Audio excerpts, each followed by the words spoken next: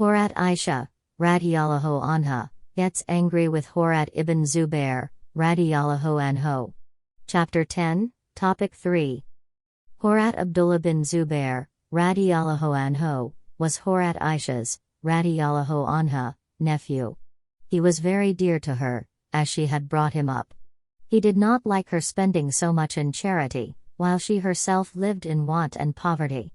He mentioned this to somebody and said, "I must stop my aunt from doing that." She learnt about this and was so much displeased that she swore not to speak to Hurat Abdullah for the rest of her life. Hurat Abdullah bin Zubair, radiyallahu anhu, was very much shocked by her oath. He deputed many people to speak to her for him, but she told them, "I have taken an oath and I am not prepared to violate it." He, at last, took 2 persons from the family of the Prophet's mother to her house to intercede for him.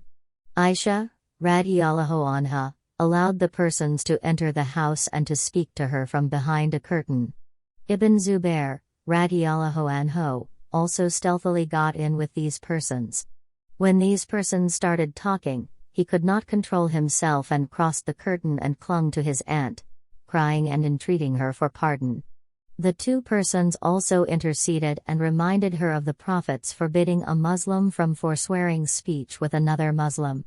When she heard this hadith, she got frightened of Allah's displeasure and the result thereof, and began to weep very bitterly.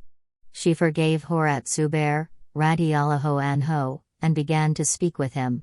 She then began liberating slave after slave in expiation of her oath, till 40 slaves had been set free by her.